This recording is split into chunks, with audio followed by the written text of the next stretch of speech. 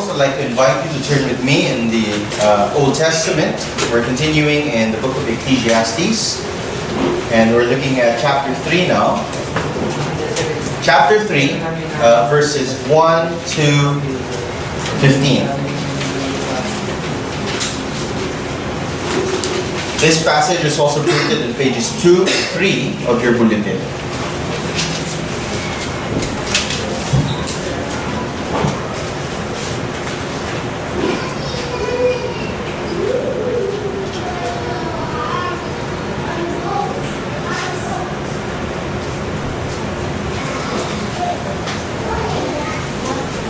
Alright. Ecclesiastes chapter 3, verses 1 to 15. Listen now to God's word. For everything, there is a season, and a time for every matter under heaven. A time to be born, and a time to die.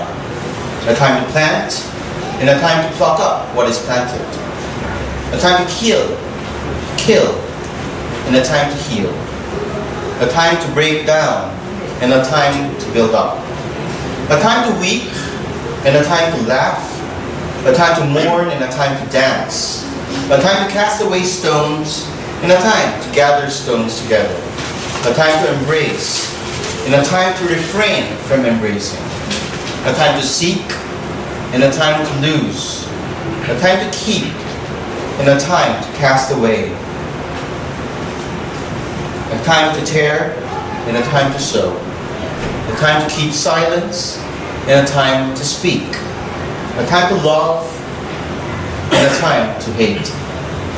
A time for war, and a time for peace. What gain has the worker for his toil? I have seen the business that God has given to the children of man to be busy with. He has made everything beautiful in its time. Also, He has put eternity into man's heart, yet so that he cannot find out what God has done from the beginning to the end. I perceive that there is nothing better for them than to be joyful, to do good, as long as they live. Also that everyone should eat and drink and take pleasure in all his toil. That is God's gift to man. I perceive that whatever God does endures forever. Nothing can be added to it, nor anything taken from it. God has done it, so that people fear before Him. That which is already has been. That which is to be already has been. And God seeks what has been driven away. This is the word of the Lord. Thanks be to God. So we're continuing our study this morning on the book of Ecclesiastes. And we're doing this through the words and reflections of the author of the book. We have identified him, or your English translations identify him as the teacher or the preacher. The Hebrew word for this is kohelet. Okay, the gatherer of the assembly, to gather them to teach. Okay, and so we use that address interchangeably, the teacher, the preacher, or kohelet.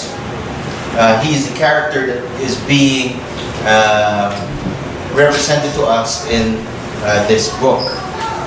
He is an old man, presumably, an old man of means, who has embarked on a quest to search out meaning and purpose through the various pursuits and experiences that life under the sun has to offer. Life under the sun. You'll remember that the expression under the sun is something of a shorthand term that the author uses to describe the life that is lived apart from God or without a proper God perspective. In the book, he takes a look at all that he has seen and done and tasted in his quest and offers the blanket conclusion, vanity of vanities. All is vanity. It's all utterly worthless. It's vapor.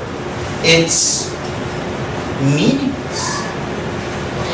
Kohelet's purpose in the book is to offer, if you will, a TripAdvisor review of the various pursuits of meaning that are available under the sun. I've been there, I've done that, never again. It's not worth your time and effort and resources. No stars. Today we are looking at one of the more memorable passages from the book. The poem in chapter 3, verses 1 to 8, is a well-loved section, isn't it? A well-loved section that's often quoted as teaching that there are appropriate times for all manners of human activities, and that one ought to know and understand the importance of proper timing. Timing is everything, we are told. The difference between, and I'm talking to you, the difference between a good joke and a bad one is a person's sense of timing. An appropriate pause makes a joke. An inappropriate pause can kill the same joke. And on it goes. We are told that timing is essential when dealing with people, relationships. Timing is essential when cooking, when making coffee. It's essential in the practice of medicine, in finance, in your day-to-day dealings with other people, etc. Unfortunately, this does not seem to align with what Kohelet is trying to actually tell us here. He's not concerned here with pushing that principle. There's a time for everything. Timing is key. There's not a positive note here, you see, in Kohelet's assessment of time. The first thing to note is this. This poem is descriptive and not prescriptive. It is an observation that he has made on what I'd like to call the rhythms of time under the sun. And what I believe that Kohelet is trying to tell us is this. The rhythms of time under the sun is actually a complex way by which God keeps humans in check and makes them fear Him. And there are two things that we can learn from this passage today about the rhythms of time, or the tyranny of time. This also corresponds to the natural division, if you will, of our text today. The first part is the poetic section, verses 1 to 8. And the second part is the prose section, or the commentary, verses 9 to 15. So two things that we can learn about the rhythms of time, and this is printed on page 3 of your bulletin. This forms our outline today. And you will notice last week we had 4 points, so today it's just 2, okay? The first one, the first thing we learn about the rhythms of time is that they are, number 1, comprehensive yet incomprehensible.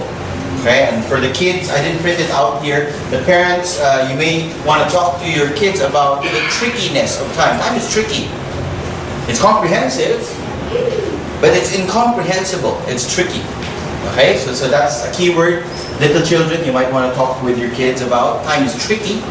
And number 2, that time reveals the worker and the maker.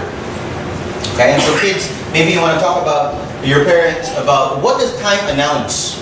The announcement, okay? So kids, when you go home and you look at this passage with your parents, you want to ask them, what did Pastor mean about time being tricky? I mean, what does Pastor mean about time making an announcement? What is time actually announcing? And parents, you could share this with them. That it reveals the worker and the maker.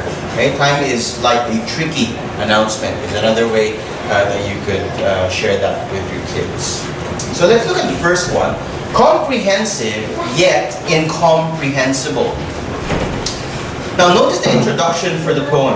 Look at verse 1. For everything there is a season, and a time for every matter under heaven. That's verse 1. The poem is by no means exhaustive, of course. But immediately we are made to think of it as representative of all of life. I mean, the list that's given, it's not exhaustive. It doesn't talk about every single aspect of life, but it's representative of that. And that is what verse 1 tells us. For everything there's a season, and a time for every matter under heaven. It is concerned with everything and with every matter under heaven, which, by the way, is another way of saying under the sun. Under the sun, under heaven, same idea. So we're still stuck within that same grid. He's still questing within that framework of a godless world, or questing without a God principle. Maybe a deistic God. There's just a supernatural God, but He's impersonal. He's cruel. He's just putting all these time together, and time is being a tyrant to us so that we'll fear Him. Okay? And so, with a rhythmic back and forth, we see a refrain, a time for this, a time for that, a time for this kind of response, a time for an opposite kind of response.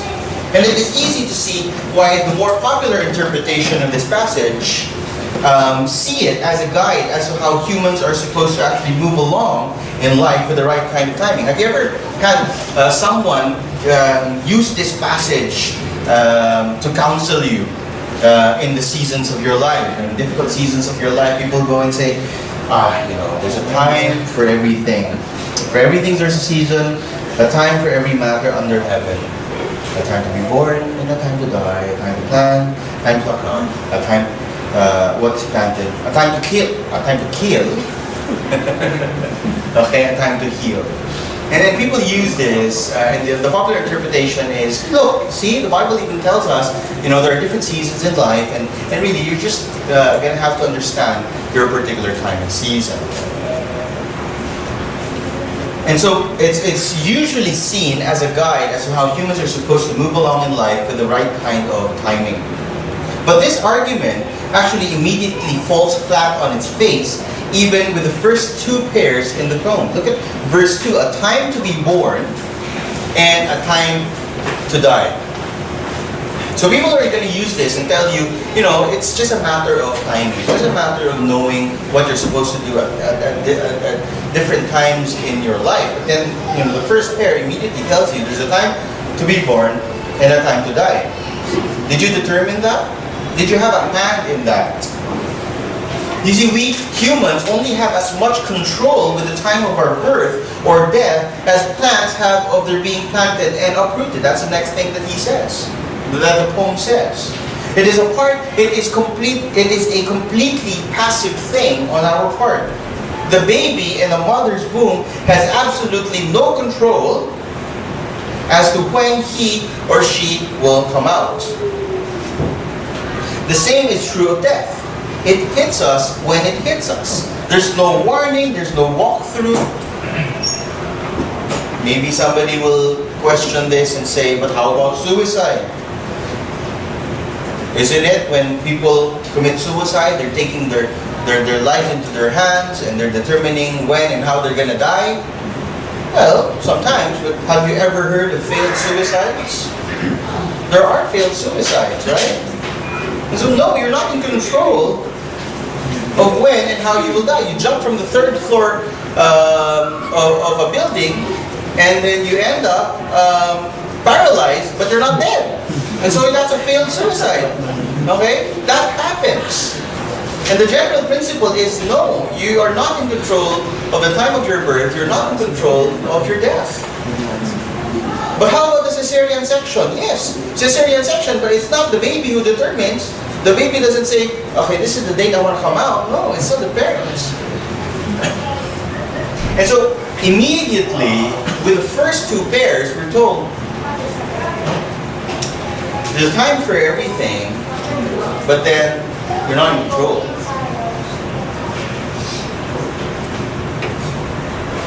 We're completely passive in the face of the beginning and the end of our lives.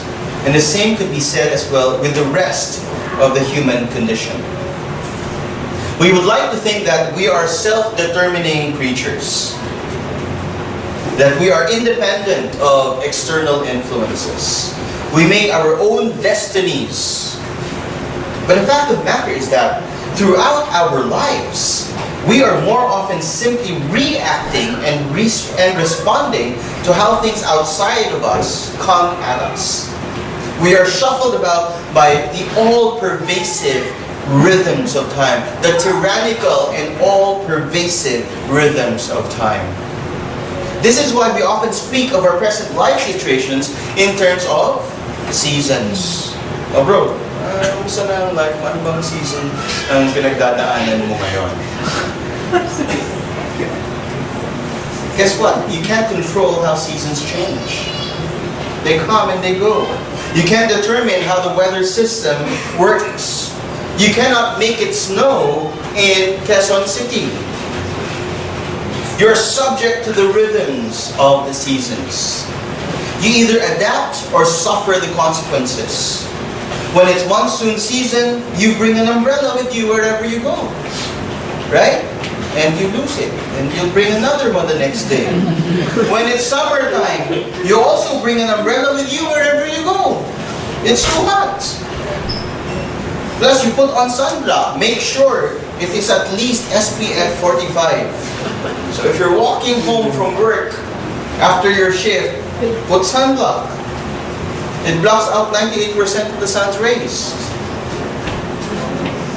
This poem we're considering also demonstrates to us that there are different seasons and times that come upon us in our lives. We don't really have control over them, and all we can do is to respond accordingly or suffer the consequences. These rhythms of time touch upon every area of our existence.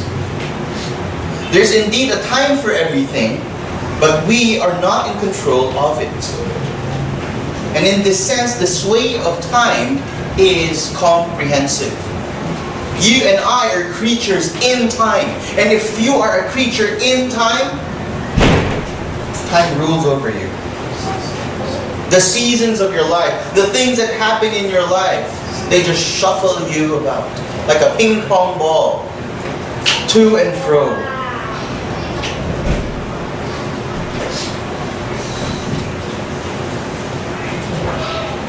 There's nothing under the sun that is not also subject to time and to seasons. Time is comprehensive.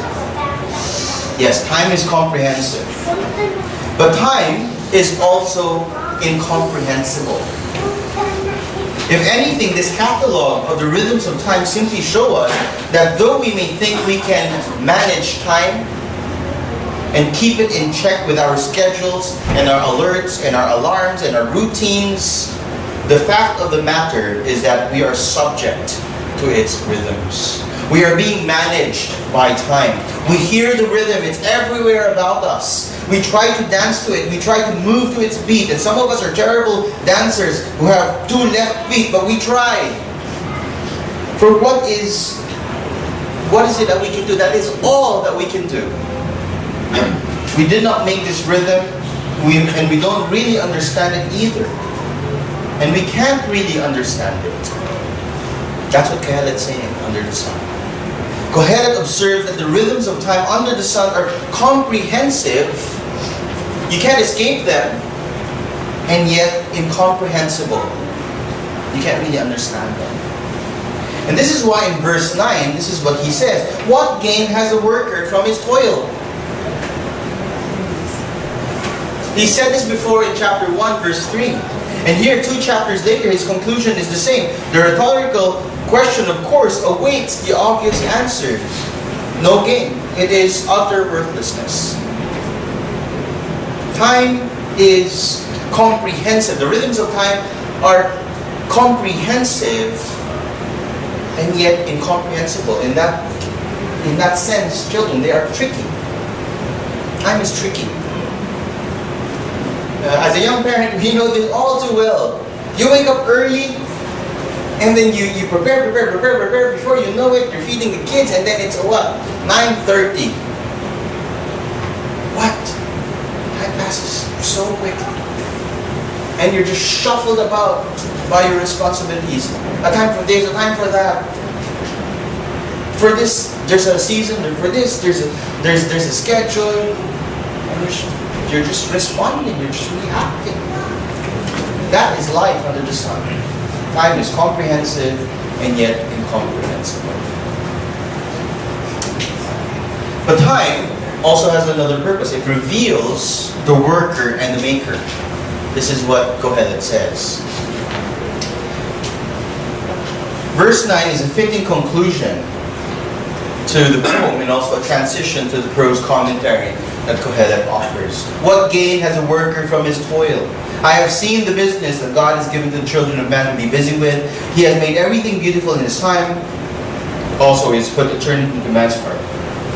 Yet, so that he cannot find out what God has done from the beginning to the end.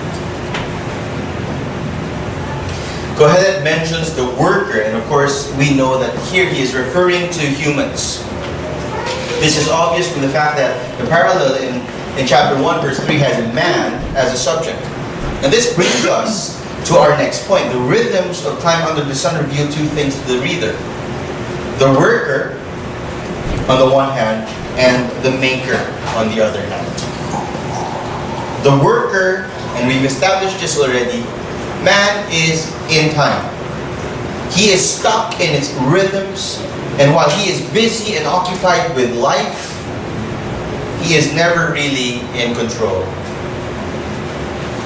The maker, of course, is God.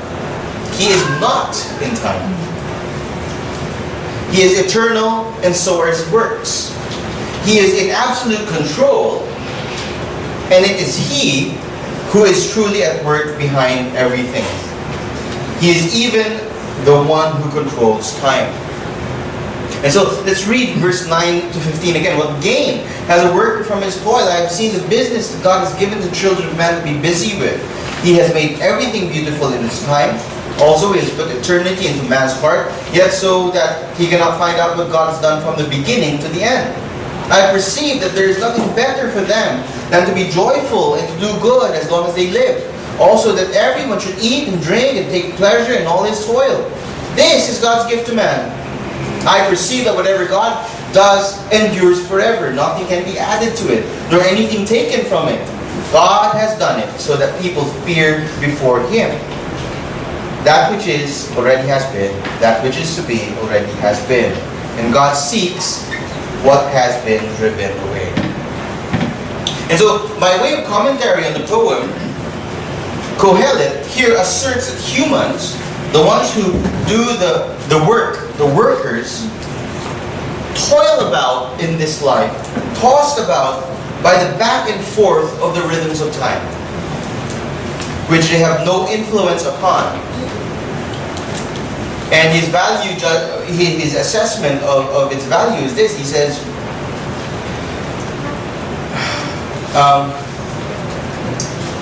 there is no gain in all of this. Nothing that we do really matters. Nothing that we do has any significance. There are really no genuine human actions, only reactions to the tyranny of time. And then in verse 11, Kohelet says something that sounds beautiful and seemingly uplifting. Verse 11, he says, he has made everything beautiful in its time. Also, he has put eternity into man's heart, yet so that he cannot find out what God has done from the beginning to the end. You've probably also heard this as a word of counsel in the past. In fact, there's a hymn that we used to sing in the church that I was attending that is based on it, isn't it? In his time, he makes all things beautiful in his time. And it's taken from this verse. And we use this as a word of comfort for people who are in seasons of difficulty and suffering. We say to them, oh, that's okay. You'll get that job promotion in his time. You'll find the right guy or girl in his time. God makes all things beautiful in his time. And this is a true Christian statement, of course. There's nothing wrong with that statement. But this is not what Kohelet is actually saying here in this passage. He is by no means in a cheerful or uplifted mood here. In fact, he is despairing. He says, God has put eternity into man's heart, yet so that he, man, cannot find out what God has done from the beginning to the end. What does that mean? God has put eternity into our hearts, but He did so, according to Kohelet, in order that we cannot find out what He's done from the beginning to the end. God has put eternity in your heart in order that you cannot understand eternity. That's not encouraging. He's placed a sense of timelessness in us in order to what? To confound us. That's what Kohelet is saying. That does not sound encouraging at all. And what Kohelet is saying is that there exists in us a tension between the knowledge that there must be more than just the here and the now, and the utterly devastating realization that under the sun, we cannot grasp it. You see, this is what Kohelet is saying. Kohelet is saying, every single human being that lives under the sun has a sense of eternity. God has placed a sense of eternity in you. But God has done it in a way so that you will be confounded, that you will not understand what He does from the beginning to the end.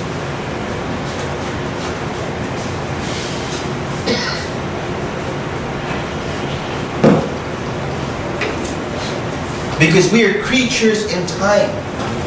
There is no way for us to fathom the breadth of all measured or measurable time, let alone unmeasured time or eternity. And this is depressing, Kohelet says. And I think you should agree, it is quite depressing to be living under the sun, to be going about your daily routine, being shuffled by the rhythms of time, of work and going home and commute and having to deal with your significant other and your family and your friends and yourself. Knowing the world is coming to an end, there's going to be ruin to everything. Entropy tells you that, second law of thermodynamics. And yet, that there's something more. But what is it? I'm made for something greater, but what is it? And it is depressing. Honestly, that is what Kohelet is saying. God has put eternity in the heart of man, but so that he cannot understand it.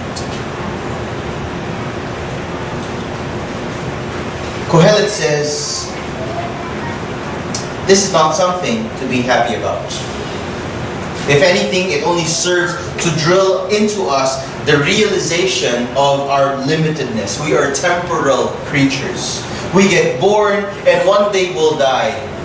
We will probably earn a lot of money in between. We'll probably do a lot of traveling. We'll probably have many friends and lovers. But we'll die.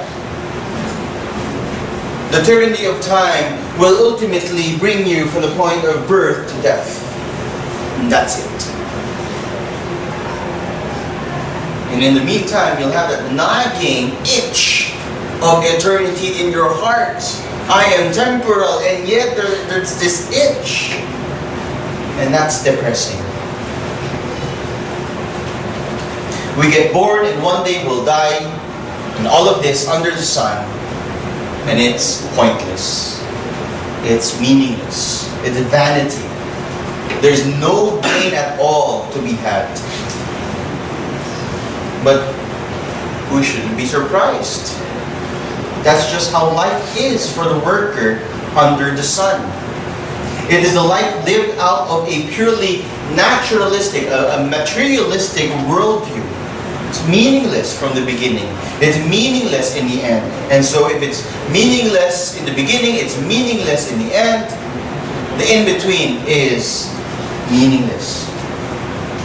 And so Kohelet concludes with two things that he perceives here. One is about man, and the other is about God. Look at verses 12 to 15. He says, I perceived that there is nothing better for them, for man, than to be joyful and to do good as long as they live. Also that everyone should eat and drink and take pleasure in all his toil. This is God's gift to man. I perceive that whatever God does endures forever. Nothing can be added to it nor anything taken from it. God has done it so that people fear before Him. That which is already has been, that which is to be already has been, and God seeks what has been driven away. He says, if it is indeed the case that the worker who is in time is meaninglessly and pointlessly working, then what other option do you have under the sun? Might as well he just try to be happy, be a good person, and eat and drink and enjoy along the way, because it seems that's the only gift we have from God. The other thing that Kohelet perceives pertains to God, the Maker, the one who really acts and is behind it all. Kohelet affirms God's eternality and being outside of time. His actions are timeless and He is in absolute control. He is not bound by the rhythms of time as we are. He is the source of these rhythms.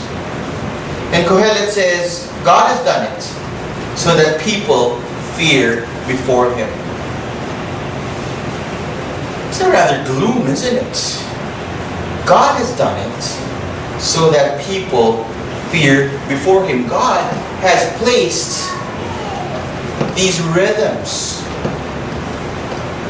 over the worker to tyrannize him, and so that he might fear God. The picture that Kohelet seems to paint of God in this section is rather grim. In fact, we can almost sense the bitterness and dissatisfaction in his observations as well as in his commentary. And I think this is deliberate.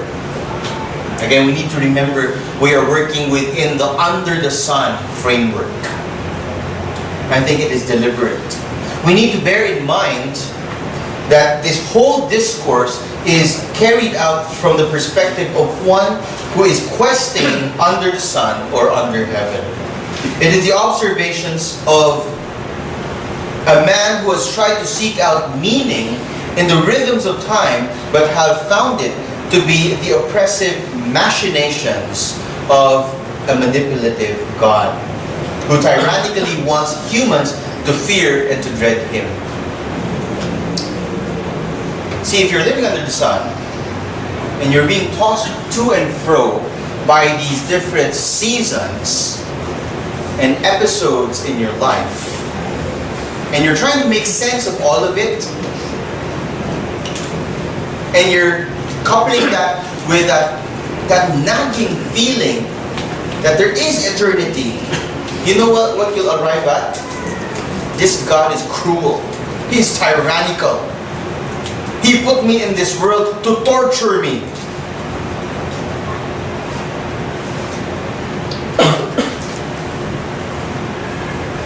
And this is the conclusion that Kohelet draws from his experiences with time under the sun. Now, the same bitterness and dissatisfaction toward God, it's not at all uncommon today, isn't it? It is a sentiment that is echoed in the media and among many a modern thinker today. It is a sentiment, in fact, that may even lie in some of your hearts this morning. Perhaps not fully grown, but it is there in seed form, slowly being watered by the lies of your own pain and despair. This sentiment is the sentiment that God is a cruel slave master who only wants to scare us into obedience. A big cosmic bully, if you will. A God whose only goodness to us is demonstrated by the fact that He still allows us to enjoy some of life's simple pleasures from time to time. A God who, by putting a sense of eternity in our hearts, has played the most cruel of jokes, since we can never really fully make sense of things. Hence, we are left with an irreconcilable tension within us between mortality in the face of death and a true yearning for the eternal and everlasting. Now again, let me reiterate that this is the inevitable conclusion of setting out to live life under the sun. Maybe that's what you've been doing. And maybe you are feeling this despair, this bitterness. You've been trying to make sense of it all, but you're being shuffled about by the rhythms of time. And all you can do is point up to God and say, why me?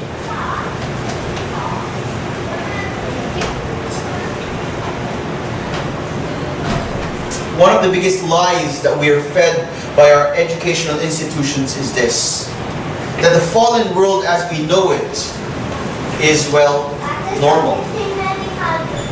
Cliches are thrown around like nobody is perfect and death is a normal part of life. And these only serve to reinforce the idea that this life, this world is it. Reality as we know it is it. And we all just have to make the best of it. That's why you have hedonists. Eat, drink, and be merry, for tomorrow we die. And that's why you have existentialists.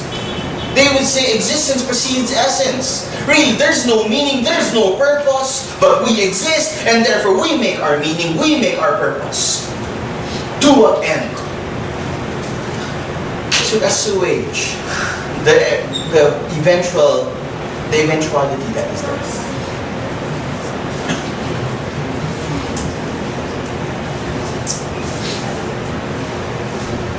But this is not what the Bible teaches. Reality as we know it is not normal. In fact, it is utterly abnormal. The Bible teaches us that the created order has been marred by sin and corruption ever since the fall. Death, notwithstanding how universal it is, was never part of the equation. It was never part of the plan. Rather, God's plan was life. The plan was for us to enjoy eternity with God. The reason we have a sense of the eternal is because we were made for eternity. We have immortal souls that are meant to continue on to eternity. That's why you have a sense of eternity in you. God's original intention was for us to live in complete enjoyment and worship of Him and His good creation in perpetuity. But something happened in the garden. Something always happens in the garden. We sinned and we fell and we died. And everything changed. Because we rebelled and chose to live life under the sun, everything suddenly stopped making sense. This does not mean that our sense of eternity was removed from us. No, it's still there. But we can't make sense of it because death has now entered and has overshadowed the prospect of eternity. That's bad news, but there's good news. Yes, even here in Ecclesiastes, where we've been met with one despairing passage after another, I've always thought about it. You know, if you're an unbeliever and you pick up the Bible for the first time, and to say, okay, if I'm going to challenge God, I'm an atheist, I better read the scriptures. And then this ill-advised Christian says, yeah, read the scriptures. Start with Ecclesiastes. You know, that person is going to end up hating God all the more. It's such a gloomy and strange book. But there is good news if you know where to look. When I was preparing for this sermon, I was intrigued by Kohelet's intentional misrepresentation of God. Of course, he does this as one who is completely in that character, in a quest under the sun. You see, he makes God out to be a strict tyrant, a ruler who does no good for his subjects except for a close-fisted grant for enjoyment, which he then also just as quickly pulls back. As if God's only gift to man is that he not be so miserable all the time. Some relief. But you're going to die, you're going to go to hell anyway. Some relief. But this picture that Kohelet paints for us of God is an inaccurate one. It is a portrait I am sure that many non-believers would have of him. A perception of him perhaps that even you are inclined to consider at times, in very dark and difficult times. But this picture of God is just not accurate at all. He is not stingy. The God of the Bible is not stingy. His gifts, He's not stingy with His gifts, but is lavish and generous. To say that modest enjoyment is all that He has given us is to really miscalculate His generosity. Perhaps the most famous verse in the Bible, in fact, proceeds in a way completely opposite to this sentiment. For God thus loved the world, that He gave His only Son, that whoever believes in Him should not perish, but have eternal life. John 3:16. That's a picture of generosity. Jesus Christ was God's greatest gift to the world. Jesus, who Himself is eternal and timeless, came into the world and was born just like us in time. He lived in the world as we know it, was subject to the same rhythms of time as we are, lived a life of complete obedience to the Father, but suffered and died for the sins of the people He came to save. Jesus, the Eternal One, subjected Himself to mortality. He died in order that we who are dead in sin may have recourse to live for eternity in Him. If we are to focus on life under the sun, we would inevitably reach the same conclusions that Kohelet presents in this passage. But if we understand the generosity of God in sending His Son Jesus, if we recognize that fallen as we are, we can have eternal life in Jesus, that the tension of mortality and eternity can have a resolution in us and in glory. And this can happen to us even today. Then we won't sense the rhythms of time as a tyranny, but rather as a silent and wise ordering of a good and generous God. When we put our faith in Jesus Christ and what He has done to secure eternity for us, then we will begin to understand what God has done from beginning to end. For what He has done has always been for His glory and for the good of His people. Then we can rest in Him and trust in His wise rule. Now, brothers and sisters, my dear friends, do you know this for yourself, or are you still trapped in the life under the sun? There is more for you should you only lift up your eyes. Beyond the sun, beyond heaven, there is life. Outside of time, a life of eternity in the Son.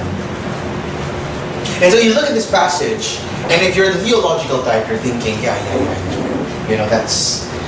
Kohelet is presenting us what general revelation shows. And that's true. It gives you a sense of God. That's not enough. And so you look beyond that. And we give thanks to the Lord that although this portion shows us what general revelation teaches, it is part of a larger work that ultimately points us to the greatest revelation, that is the Lord Jesus Christ. In Him, the Eternal One who became mortal, who subjected Himself to mortality, who died, we can have life, and eternity and mortality find its resolution. So turn to Him. Our God is not a tyrant. He is not stingy. He is generous.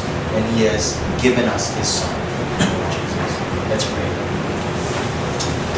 Father, we give you thanks for this strange book that is in the Holy Scriptures.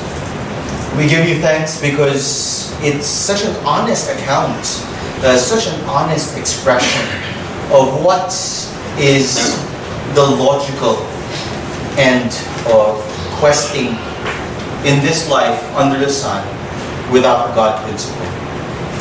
In trying to make sense of things, in trying to make meaning apart from Christ. And Lord, it shows us that that's just a futile way to go. That's such a doomed to fail project. But we give you thanks because the despairing, the gloom, the negativity that we read in these texts are meant to actually drive us to Christ, the eternal one, in whom everything, eternity and time and all of it makes sense. So I ask, Lord, that as we continue to meditate upon your word, Lord, that as we continue to consider that there's a time for everything, Lord, that we might see this through the lens of our God who works all things out for His glory and by His providence. Give you thanks for your word and pray all these things in Jesus' name.